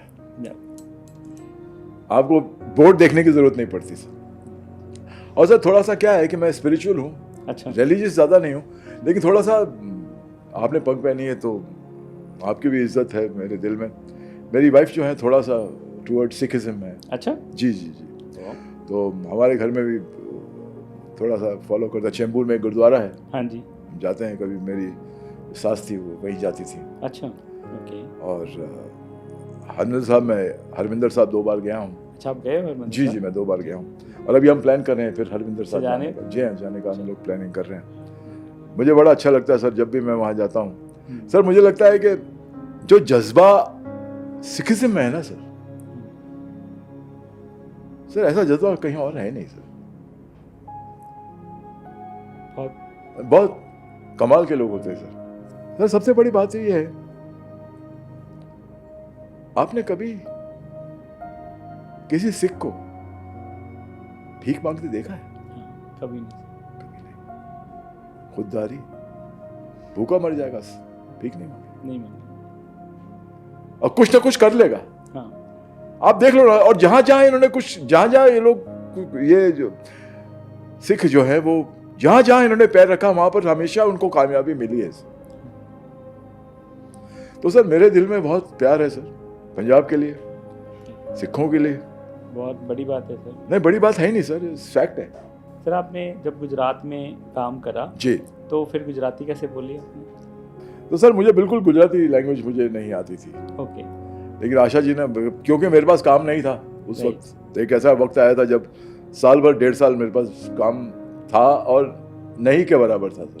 ठीक है। और मैं तरस जाता था सर शूटिंग करने के लिए, कैमरे को फेस करने के लिए, मेकअप करने के लिए। तो मुझे आशा जी का एक बार फ़ोन आया। आशा जी को मैं जानती थी क्योंकि मैंने उनके साथ एक फिल्म की थी, मोहन बिजलानी साहब की। तो बोली, किरण मैं एक फिल्म बना रही हूँ कुड़वधू, तो तुम काम करना चाहोगे?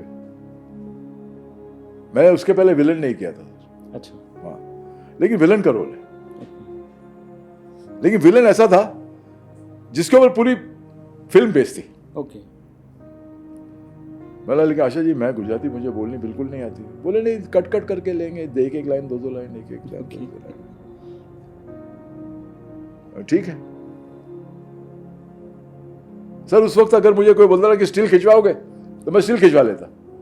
मुझे कैमरे की इतनी भूख हो गई थी, क्योंकि मैंने कैमरा फेस नहीं किया था। अगर कोई बोलता कि चलो भाई स्टिल खिंचवा लो, मैं स्टिल खिंचवा लेता। मुझे कैमरा फेस करना था। मैंने चलो गुजराती फिल्म आई तो गुजराती सही। सर मैंने कर ली। मैं बड़ौदा पहुंच गया, लक्ष्मी स्टूडियो। अब अगले दिन शूटिंग थी। अब डायरेक्टर से साहब कृष्णकांत जी, सर वो चाह रहे थे कि ये जो रोल जो मैं कर रहा हूँ वो कोई और करे। अच्छा। डायरेक्टर की मर्जी थी, उनका कोई एक्टर, फेवरेट एक्टर होगा वो चाहते तो। लेकिन प्रोड्यूसर थे आशीष जी, तो उन्होंने मुझे ले लिया। तो थोड़ा सा वो मुझसे थोड़े से खिंचे हुए थे। इंसान जान जाता ना कि कौन इंसान आपसे खिंचा हुआ। तो बोले ठीक है, कल सुबह हम शूटिंग कर रहे हैं, हरनी मंदिर है वहां पर हम शूटिंग करने जाएंगे। बोले ठीक है। बोला मैं सीन तुमको दे दूंगा सुबह। मैंने ठीक है सर। तो सर मैं मंदिर में पहुंच गया, क्योंकि साउंड ट्रक जा रहा था। उस वक्त साउंड ट्रक होता था, अब्दुल भाई करके थे साउंड ट्रक वाले। तो मैं खड़ा था। बोले कि कहाँ जा रहे हैं सर आप? मैंने अब्दुल भाई जो ड्राइवर से पूछा। बोला मैं जा रहा हूँ लोकेशन है मंदिर पे। बोला मुझे भी ले चला। बोला सर एक्टर है आप, साउंड ट्रक में कैसे जाएंगे? अरे चलता है, मेरे को कोई फर्क नहीं पड़ता है। अच्छा। साउंड ट्रक में बैठूँ, रिक्शा में बैठूँ, साइकिल चला के ले जाऊँ, मुझे कोई फर्क नहीं पड़ता है। तो मैं साउंड ट्रक में बैठ के पहुँच गया। अब सर मंदिर में पहुँच गया, वहाँ पर उन्होंने असिस्टेंट ने, उनके कृष्णकांत जी आए नहीं थे, सीन आके मेरे हाथ में थमा दिया। तब सीन की लाइटिंग हो रही थी। मैं देखा तो सर देखा कि एक 2 पेज का एक सीन है, जिसके अंदर कृष्णकांत जी आए। बोले कि 2 पेज का तुमको सीन दिया है मैंने, ये मैं एक शॉट में लूंगा। अच्छा। राउंड रॉयल लगाऊंगा, उसमें लूंगा। अब सर वो 2 पेज पढ़ के तो मेरे को समझ नहीं आया मैं करूँ क्या। गुजराती मैंने कहीं बोली नहीं। अब मैं सीन पढ़ने लग गया। हिंदी में लिखा था सीन उन्होंने, लेकिन गुजराती लैंग्वेज थी। सर मैं बोला कि यार ये पहला दिन है, मुझे ये लोग निकाल के बाहर फेंक देंगे, मुझसे नहीं हो पाएगा। अब सर मैं वो पेपर लेके सर मंदिर जा, नंदी, आप कोई मंदिर गए तो वो देखा ना नंदी, नंदी क्या होती है, तो नंदी के पास मैं आके बैठ गया और मंदिर का जो पट थे वो बंद थे। ओके। अब वो मैं बैठ के पढ़ रहा हूँ उसको, मैं पढ़ने की कोशिश कर रहा हूँ, मुझे कुछ भी समझ में नहीं आ रहा। अब सर मंदिर के पट खुले, उसमें से सर एक आदमी आया बाहर। ओके। सफेद धोती, सफेद अंगरखा, सफेद दाढ़ी बड़ी बड़ी और सफेद पूरे बाल, सिल्वर कलर के बाल। ओके। इतना खूबसूरत मैंने आदमी बहुत कम देखा है कोई। ठीक है। उम्र में बड़े थे वो, काफी बुजुर्ग थे वो आए, मैं बैठा, मुझे देखते रहे। बोले सब अच्छा होगा, अच्छा और तू जहां आया है ना, यहां तू एक दिन राज करेगा। अच्छा। तो रोंगटे खड़े होते हैं मेरे जब मैं आपको ये बात सुना रहा हूँ। हाँ, सर सीन शुरू हुआ, राउंड ट्रॉली चली और मैंने एक टेक के अंदर पूरा सीन कर दिया सर। ब्लेसिंग मिल गई आपको साक्षात कहाँ भगवान से? की। और फिर सर पैकअप हुआ तो मैं उस आदमी को ढूंढता रहा। हाँ जी। मैंने मंदिर का जो मेन पुजारी था, मैंने उससे जाके पूछा कि यहाँ पर वो लंबे से जैसे लुबले से लंबे से ऐसे बाल, सफेद बाल और सफेद दाढ़ी और सफेद धोती हो। बोला वो कहाँ है, मिलेंगे? बोले नहीं, ऐसे इस मंदिर में तो ऐसा कोई आदमी है ही नहीं। वाह, कौन था सर? भगवान भोलेनाथ। भोलेनाथ साक्षात आपको साक्षात दर्शन दे के दर्शन गए दे दिया और सर। आशीर्वाद दे के आशीर्वाद दे दिया सर। और फिर मैंने उस स्टेट में, मैंने गुजरात में राज किया सर। राज करा। कितनी फिल्में करी आपने? 82 82 फिल्में करी Released. आपने गुजरात में। 7 साल के अंदर, वाह। 7 years I released 82 films। तो गुजरात के खुद के भी किसी एक्टर ने इतनी नहीं करी? नहीं की सर। 7 साल में मैंने 82 फिल्में रिलीज की एंड सुपर डुपर हिट्स। एक दिन सर मैं जू से पार्टी वार्टी करके आ रहा था सर। ओके। उस जमाने में मैं अल्कोहल पीता था, ओके। अब मैं पिछले 3 साल से नहीं पीता हूँ। नहीं पी रहे हो? ठीक हाँ। है। तो गाड़ी चला के मैं आ रहा था, तो लिंकिंग रोड में सर बीइंग ह्यूमन का एक स्टोर है। रात के 2-2:30 बजे थे। बीइंग ह्यूमन का स्टोर, बीइंग ह्यूमन जो सलमान की जो फ्रेंचाइज है ना, बीइंग ह्यूमन, उसका एक स्टोर है लिंकिंग रोड में, अभी भी है वो। ऐसे बड़ी बड़ी ऐसी सीढ़ियाँ हैं। तो सर वहाँ पर ना सर मैंने क्या देखा कि सलमान का और सलीम साहब का एक पोस्टर लगा हुआ है, मॉडलिंग टाइम, एक बैनर जैसा लगा हुआ है। एक बड़ा सा बैनर था, मुझे याद भी है। सलीम साहब ने येलो कलर की पफ जैकेट पहनी हुई थी उस बैनर के।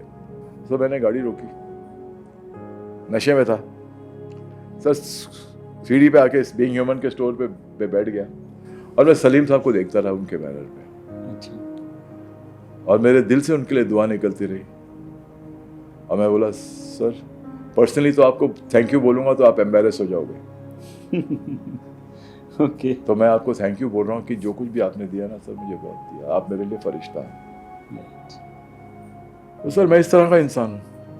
किरण जी, कभी ऐसा हुआ आपके साथ कि आपकी पर्सनैलिटी, आपकी ब्यूटी, आपका ऑरा, मतलब मुझे लगता है कि कभी आप एज अ विलन या कभी कोई रोल करते हो तो हीरो कोई प्रॉब्लम होगी हो, यार मैं तो कहाँ स्टैंड करूँगा इनके सामने? सर होता है, लेकिन ओपनली नहीं बोलते ये लोग, कोई नहीं बोलते ना। बट फील तो करते होंगे जहाँ पे एक हीरो खड़ा होगा। हाँ सर, आपकी आवाज आपको महसूस करा देते हैं वो, आपको महसूस हो जाता है। ओके। लेकिन ओपनली नहीं बोलते हैं। ओपनली तो कोई सब आपको गले लगाते हैं, होता होगा। लेकिन आज की तारीख में जितने भी मैंने काम किया, किसी ने मेरे साथ बदतमीजी कभी नहीं की सर। राइट। क्योंकि मैं कभी भी उनकी पार्टीज में नहीं जाता, ओके। मैं कभी भी उनके घरों में नहीं जाता। मेरी अपनी एक जिंदगी है। मैं कभी भी उनके इतने नजदीक नहीं होता कि इंसान सोचने लगा अरे यार ये आदमी इतने नजदीक क्यों है, शायद इससे मुझे इसको मुझसे कुछ चाहिए। वो नौबत ही मैं नहीं आने दूंगा। मैं अपने यार दोस्तों के दायरे में बहुत खुश हूँ। फिर रजा मेरा दोस्त है, रजा से मेरी हर तीसरे चौथे दिन फोन पे बात भी होती रहती है, हम दोनों एक दूसरे की बातें करते रहते हैं। तो एक बहुत ही कम दायरा है मेरा दोस्तों का। राइट। पहचान तो बहुत लोगों से, लेकिन अगर मैं कहूँ कि दोस्त वो होता है कि रात को 3 बजे अगर वो मुझे फोन करेगा तो मैं हाजिर हो जाऊंगा। दोस्त वो होगा कि अगर उसके पास शर्ट नहीं होगी तो मैं अपनी शर्ट उठा के उसको दे दूंगा। ये दोस्त है। ऐसा तो बहुत है सर फिल्म इंडस्ट्री में सर दोस्ती नाम की कोई चीज नहीं। अच्छा, मैं आपको साफ बताऊं। आप मानते हो? हाँ सर मैं मानता हूँ। दोस्ती नाम की कोई चीज नहीं। दोस्त जो होता है ना, दोस्त बहुत रेयरली आपको इक्का दिक्का कोई ऐसा इंसान मिल जाएगा कि जिसे आप कहते हैं कि हाँ मेरी दोस्ती के करीब है ये। यहाँ पर हर इंसान प्रोफेशनल है। हर इंसान ये सोचता है कि अपने बारे में सोचता है। हाँ, कि अगर मुझे कंधा मिल जाए तो मैं पैर रख ही लूँ ऊपर जाने के लिए। हाँ ठीक है, अपने बारे में सोचता है। तो फिल्म इंडस्ट्री में अगर आप ये कहें कि नहीं यार ये मेरा जिगरी है, ये मेरा दोस्त है, मेरा ये है, मेरा फलां है, मेरा ढिमका है, सर ऐसा कुछ नहीं है नहीं सर। होता। यहाँ पर हर इंसान जो आज के ज़माने की बात कर रहा हूँ, पिछले ज़माने की बात नहीं कर रहा। पिछले ज़माने में दोस्त होते थे। होते थे। हाँ सर, होते थे सर। सारे दोस्त ऐसे होते थे कि मुझे याद है सर, बचपन में तब इतनी ट्रैफिक नहीं था। मैं आज से कुछ 60 साल पहले की बात कर रहा हूँ, 60-65 साल पहले की बात कर रहा हूँ। राइट। बिल्कुल रोड्स बॉम्बे की खाली होती थी। तो मेरे फादर के पास भी एक साइकिल थी, रैले की साइकिल थी, और मेरे पास एक फिलिप्स की साइकिल थी, राइट। छोटी साइकिल जो है। तो सर हमारा क्या होता था कि संडे के दिन, जिस दिन शूटिंग वूटिंग पापा की नहीं होती थी, तो हम लोग साइकिलिंग करके ना सर, क्राउन बेकरी करके एक माटुंगा, एक सायन में एक जगह है सर, राइट। ये माहिम से आगे अगर आप जाएंगे तो वहाँ पर एक क्राउन बेकरी के श्री सिनेमा है, उसके अंदर ही एक क्राउन बेकरी करके, जहाँ पर मावा केक बनते हैं, मावे के केक जो होते हैं ना सर, वो होते। तो हम लोग जाते थे ड्राइविंग करते हुए, साइकिलिंग करते हुए, और पापा मावा केक ले लेते, एक पैकेट हमारे लिए बनवा लेते थे घर के लिए, और एक पैकेट एक और ले लेते थे। अब जब जहाँ से वापस हम बांद्रा आने लगते थे अपने घर की तरफ, तो लेफ्ट हैंड साइड को एक मरीना करके एक बिल्डिंग होती थी बड़ी सी, जिसमें अजीत अंकल रहते थे। अच्छा। अजीत साहब, उनका नाम हामिद है। ओके। उनका नाम हामिद था। अच्छा। तो नीचे से मेरे पापा आवाज देते, ए हामिद, हामिद। तो अजीत अंकल ऊपर से, हाँ मैं आया अजीत भाई। नीचे आए थे, मुझे याद है, वो चेक कलर की, ब्लैक एंड व्हाइट कलर की, या कभी ब्लू एंड व्हाइट कलर की चेक की लुंगी पहनते थे, और जाली वाली बनियान पहनते थे वो। अच्छा। अजीत साहब, ओके। The lion. हाँ, तो वो एक पैकेट उनको देते थे वो। ओके। और ये रूल था, एक रूटीन हो गया था। अच्छा। बोले चलो ठीक है, तू कितने बजे पहुंच रहा है नौशाद के यहाँ? नौशाद अपने म्यूजिक डायरेक्टर। ओके। तो सर वहाँ पर ये लोग फिर साइकिलिंग करके हम लोग सब जाते थे, अजीत अंकल बाद में आते थे, और वहाँ पर नौशाद अंकल के यहाँ जो म्यूजिक, उनका बैंड स्टैंड, उनका काटर रोड पे घर है, बड़ा अच्छा बंगला था उनका, और शायद है भी। तो वहाँ पर बैडमिंटन कोर्ट था, तो वहाँ पर ये सारे दोस्त मिलके बैडमिंटन खेलते थे। दिलीप अंकल भी आते थे, दिलीप साहब भी आते थे। अच्छा। नौशाद साहब, जॉनी अंकल, सारे के सारे लोग मिलते थे, और बैठ के गप्पे होती थी। फिर वहीं डिसाइड होता था कि आज शाम किसके घर पे खाना है। अच्छा। वो थी दोस्ती ना। वो थी दोस्ती वो सर। थी दोस्ती। सर अब तो पैकअप होता है, सब अपने अपनी वैनों में घुस जाते हैं। हाँ। शॉर्ट का टाइम होता है, कोई किसी के आपकी वैन में आके नहीं बैठेगा। हाँ। सब अपने वैनों में घुस जाएंगे, और पैकअप हुआ कि सब अपनी मर्सिडीज गाड़ियों में बैठ के निकल जाते हैं। आउटडोर के अंदर सब, जो बड़ा स्टार है वो अपने कमरे में बैठा रहता है, उसके साथ उसके सारे दोस्त सोते हैं, जो इंडस्ट्री जिनका कोई मतलब ही नहीं होता। किरण जी, आपकी पर्सनैलिटी एक ऐसी साफ सुथरी छवि वाली रही है कि जिसमें किसी तरह की कोई कंट्रोवर्सी आपके नाम के साथ है नहीं होगी सर, कोई भी नहीं। आपका नाम नहीं किसी के साथ जुड़ा, सुना हमने कभी कि एज अ यंगस्टर भी जब आप सर शादी के पहले कुछ किया होगा लाइफ में, क्योंकि साधु संत तो मैं हूं नहीं। हाँ। साधु संत कोई भी मर्द नहीं होता। दिनचर्या क्या है जी अभी, कैसे? सर सुबह उठता मैं बहुत जल्दी हूँ सर। अच्छा। और मैं प्लांट लवर हूँ। ओके। तो मेरी पूरे घर के मतलब घर के अंदर ही फ्लावर बेड जैसा बनाया हुआ है, उसमें प्लांट्स ही प्लांट्स हैं सर। हमारे घर में करीबन 3-3.5 हजार प्लांट्स हैं सर। 3,500? Yes sir. और सुबह उठ के 5-5:30 बजे मैं बाहर आता हूँ, बेडरूम के बाहर। वो मेरे पास वो मर्फी का वो टी मेकर है। ओके। जो इतने सालों से चल रहा है, और मुझे वही पसंद है। ठीक है। तो बैठ के मैंने वो पाउडर टी होती है वो मिला ली, शक्कर मिला ली, पानी गर्म करके बना लिया, फिर अपने लिए चाय बनाता हूँ। फिर 7:30 बजे मेरा माली आता है। अच्छा। उसका नाम है अनिल। ओके। वो 1 सालों से आता है। तो फिर मैं अपने विंडो के आ जाता, देखता हूँ अनिल आजा। अनिल को मेरी बनाई हुई चाय की आदत है रोज सुबह। अच्छा। वाह। फिर मैं और अनिल बैठ के बात करते हैं जिंदगी में क्या हो रहा है उसकी, मेरी जिंदगी में। फिर मैं उसके चाय बनाता हूँ, चाय पीता है। ओके। और फिर सबको, मेरी बीवी को बोलता, जो भाई जी के हाथ की चाय होती है ना, कैसी चाय मुझे नहीं मिलती कहीं भी। तो बहुत खुश हो जाता है। तो सर वो हो जाता है। उसके बाद सर घर के पेपर पढ़े, थोड़ी बात की, थोड़े फिर फ़ोन आने लगते हैं सर। फ़ोन में बात की, फिर मैं जिम चला जाता हूँ। ओके। हफ्ते में 5 दिन जिम चला गया। खाजिम खाना का मैं मेंबर हूँ, मेरे बच्चे भी मेंबर है। वहाँ पर जाके थोड़ा वर्कआउट कर ले। वहाँ पर मेरे यार दोस्त हैं। एक, अगर मैं शूटिंग नहीं कर रहा हूँ तो मेरे दोस्त है हरीश चांगलानी, वो टेक्सटाइल बिजनेस में है। हम लोग बैठ के बात कर लिए, इधर उधर की शेयर ली। फिर घर आ गए, लंच वंच, ब्रेकफास्ट नहीं खाता मैं सर। नहीं करते? नहीं सर, नारियल पानी पी लिया या बादाम खा लिया, भीगे हुए बादाम, बस वही काफ़ी रात। और लंच वंच खा लिया। और शाम को सर फिर कभी टीवी देख लिया। क्रिकेट का मुझे बहुत शौक है, मैं क्रिकेट के रीरन्स भी देखता हूँ। ठीक है। तो फिर कोई फिल्म आ गई तो देख ली, और फिर अच्छी फिल्म देखने का भी शौक है मुझे। धुरंधर मैंने देखी, कमाल की फिल्म है। धुरंधर ना, आई लव्ड इट, यस। मतलब रिकॉर्ड तोड़ दिया उसने पूरे, रिकॉर्ड तोड़ दिया sir. That film deserves film it. Industry के। No, that film deserves it. ऐसा इतना। इससे एक बात नहीं सर समझ आती कि कब गॉड किस बंदे की कब कब उसने, मैं तो मानता हूँ जी कि दो चीज़ें गॉड लिख के भेजता है। मैं मेरी एक फ़िलॉसफी है सर, मुझे नहीं पता लोग इसके साथ सहमत हैं कि नहीं।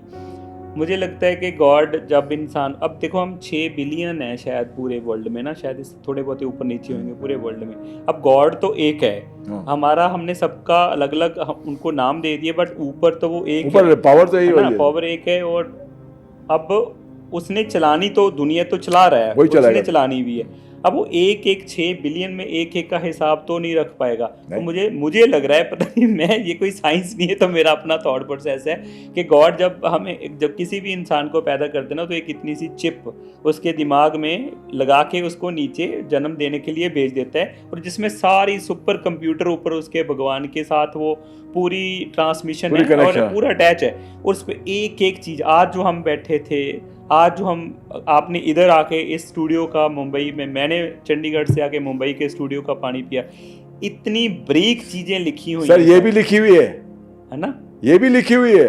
हर इंस्टेंस, हर कदम आपका लिखा हुआ है कि इस कदम में इस इंसान से मुलाकात होगी, इस कदम में इस इंसान से मुलाकात होगी, इससे ये बातचीत होगी, इससे अच्छी बातचीत होगी, या ये इंसान तुम्हें पसंद नहीं करेगा, या तुम्हें प्यार करेगा। ये भी सब डिसाइडेड है, लिखा है ना सर। तो मैं सोचता हूँ कि वो गॉड क्या करता है, एक ही बार में चिप लगा के इंसान को धरती पे भेज देता है। इतने लोगों का ध्यान रखने के लिए भगवान कहाँ जाएगा। तो ये चलो आप अपनी प्रोग्रामिंग के हिसाब से, जैसे हम रोबोट नहीं है आज, कंप्यूटर में एक लगा के छोड़ दे, मशीन अपने आप काम करती।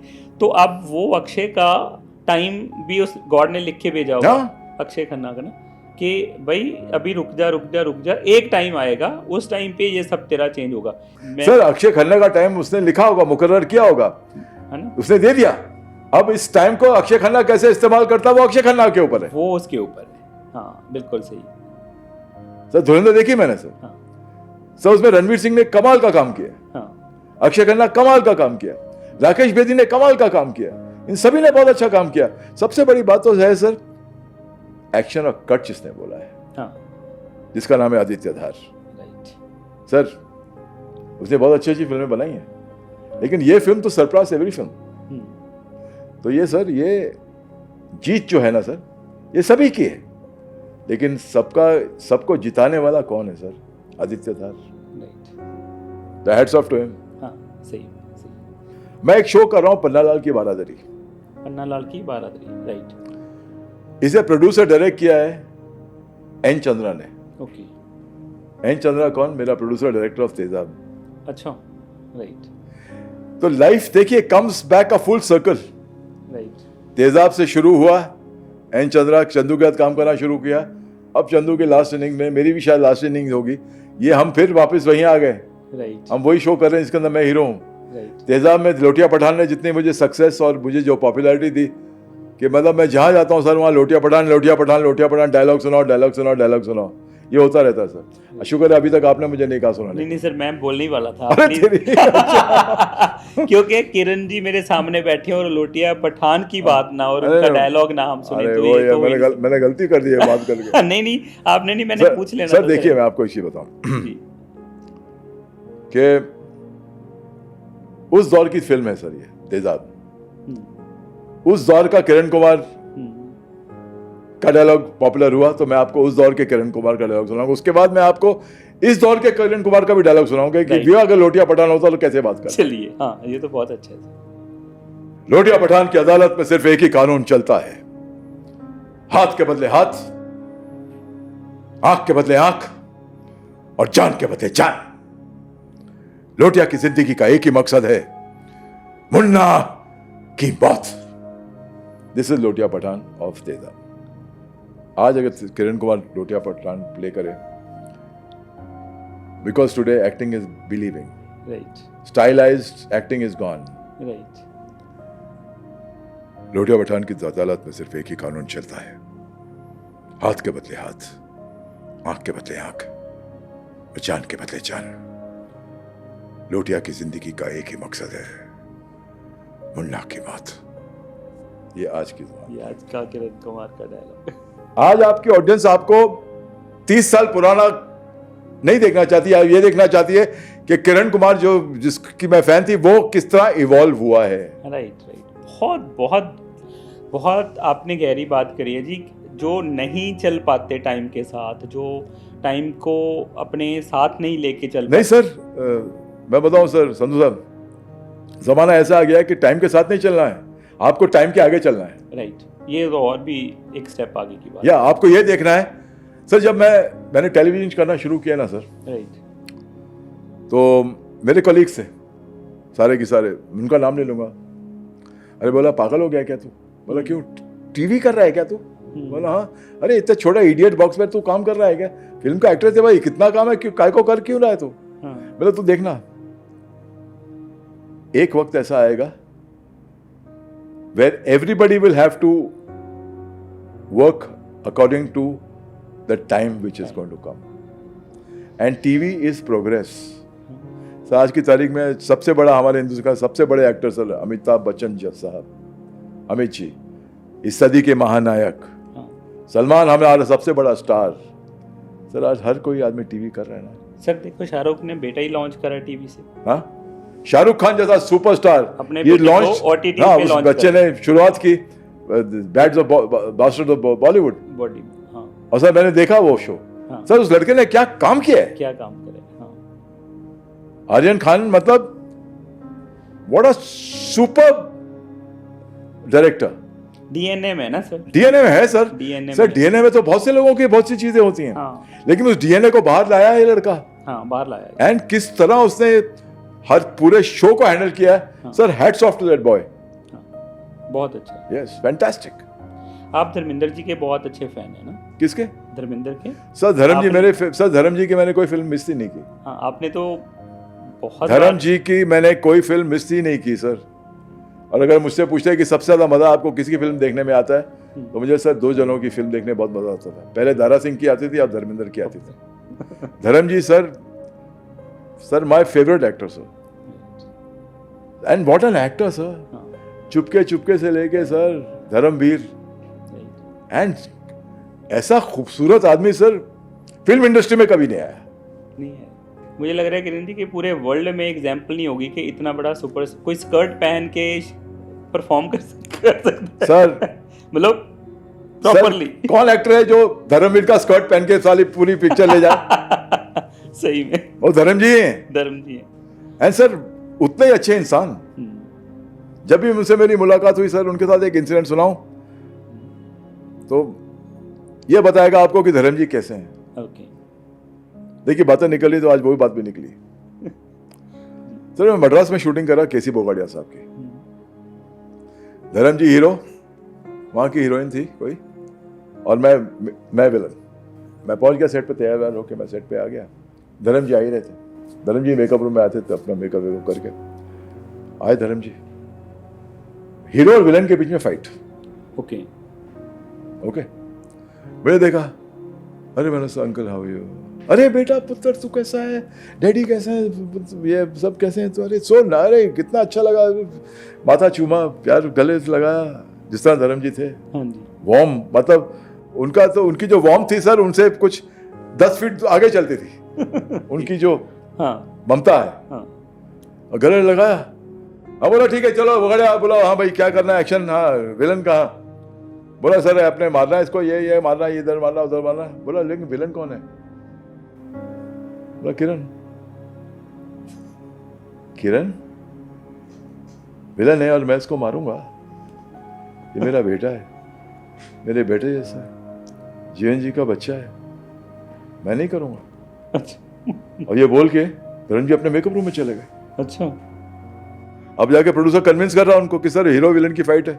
बोला नहीं, मैं उस बच्चे के साथ मैं इसको मारूंगा ही नहीं। ओके, मैं हाथ ही नहीं उठेगा, मैं नहीं करूंगा। सर बोगाड़िया साहब आगे बोले कि Kiran ji I am very sorry, धर्म जी तो मना कर रहे हैं आपके साथ काम करने। प्रोड्यूसर चढ़ाते हैं ना जिस तरह होता है, ये नहीं बोले कि धर्म जी मना क्यों कर रहे हैं। हाँ, ये नहीं बोलेंगे। हाँ, धर्म जी तो मना कर रहे तुम्हारे साथ काम करना। बोला ऐसा हो ही नहीं सकता। खैर बोला फिर, बोला शाम की फ़्लाइट, वो आपको साइनिंग अमाउंट दिया है वो आप वापस कर दीजिएगा और शाम की फ़्लाइट से आप बॉम्बे चले जाइएगा। बोला ठीक है, चला जाऊँ। तो मैं धर्म जी के मेकअप रूम में गया। मैं जाने से पहले कम से कम उनको मिल लूँ। हाँ पुत्र क्या हुआ? बोला कुछ नहीं अंकल, मैं शाम की फ़्लाइट से वापस जा रहा हूँ। क्यों जा रहा तुम? शूटिंग नहीं चली और? बोला हाँ, लेकिन अगर आप मेरे साथ एक्शन करोगे नहीं और मुझे नहीं, विलन को नहीं मारोगे तो फिर ये लोग तो किसी और को ले लेंगे ना विलन। हाँ। अच्छा ओके। पुलाव गया सेट पे गया, एक्शन मारा। बोला ठीक है, बोला तू इसको बचो, चल मैं करता हूँ। बेटा तू एक काम करना, वे उसको बोला है फाइट मास्टर कि मैं ना जैसे को धक्का मारूंगा ना, ये बंदर की घंटी लगी है ना, तो उसमें जाकर अपना सिर मार देना, बेहोश हो जाना। अच्छा। तो शॉट ऐसे ही हुआ। धक्का दिया, बंदर की घंटी के बाद सिर मारा और बेहोश की एक्टिंग करे, हीरो विलन की फाइट कर। उसके बाद दूसरे विलन की खूब पिटाई की उन्होंने। अच्छा। जो मेन विलन था। तो सर इस तरह के इंसान थे सर जब भी मिलो ना सर ऐसा लगता था कि, एंड सर मैं उनकी फिल्मों में सर मैंने उनके साथ उनकी फिल्मों का मैंने 3 का शो भी देखा है। पिक्चर खत्म हुई बाहर आया 6 का शो के भी टिकट लेके 6 का शो भी देखा है। तो मैंने अब लोग बोलते हैं ना दिलीप कुमार की पिक्चर, मैंने दिलीप कुमार साहब की भी पिक्चर मैंने मुगल आजम 16 बार देखी, कुछ गंगा जमुना कुछ 12 बार देखी, लेकिन धर्म जी की हर फिल्म में मैं हमेशा देखता था, क्योंकि उनको देख के जो मुझे खुशी मिलती थी ना सर, मुझे किसी और एक्टर को देख के इतनी खुशी नहीं मिलती थी। तो मैं बहुत बड़ा फैन ही नहीं बल्कि मैं रेवरेंस थी मेरे धर्म जी के लिए। एंड सर क्या जिंदगी है सर, क्या जिंदगी जी है सर। हाँ। क्योंकि एक अच्छा इंसान, उसका क्या ऊपर वाले ने क्या जिंदगी दी सर उनको, क्या सब कुछ देखा और सब कुछ, और क्या खुशी खुशी गए। हाँ, बहुत खुश, बहुत खुश सर। किसको ऐसी मौत नसीब होती है सर। सही। सक्सेस भी जज्ब कर लिया, कभी मालूम ही नहीं पड़ा, कभी ये नहीं बोला कि मैं सुपरस्टार हूं, नहीं बोला, मैं नंबर 1 हूं या नंबर 2 हूं। भूख ही नहीं थी उनको ना तगमों की और ये सब, कभी नहीं बोला। जमीन से जुड़े रहे। खडाला में अपने फार्म बनाए तो जमीन के लिए मैं जाके अपने खुद अपने खेती करते थे। हाँ, मिट्टी के साथ जुड़े। फिर सर जैसे बोलते हैं ना कि दिलीप कुमार जैसा एक्टर नहीं आ सकता, फिल्म इंडस्ट्री में धर्म जी ऐसा कोई इंसान भी नहीं आ सकता। किरण जी, टाइम का समझ नहीं आ रहा और इतना हो गया आपसे बात करते करते, और बातें मुझे लग रहा है मैंने अभी तो मैंने 10% भी नहीं आपसे बात करी, ऐसा लग रहा है। मतलब आपकी बातें इतनी अच्छी, इतनी इंटरेस्टिंग है कि मुझे लग रहा है कि कभी बैठे तो 4-5 घंटे तो आराम से निकल सकते हैं। नहीं, 4-5 घंटे मैं बोल नहीं पाऊंगा और आप सुन नहीं पाएंगे। नहीं, आप बोल पाओगे और मैं सुन भी पाऊंगा, क्योंकि अभी भी 2-2.5 घंटे तो हो ही गए हैं हमें बैठे बैठे बात करते। हो गए क्या? हाँ, हो गए हैं हमें अभी। अच्छा, इतना टाइम हो चुका है, मुझे नहीं मालूम।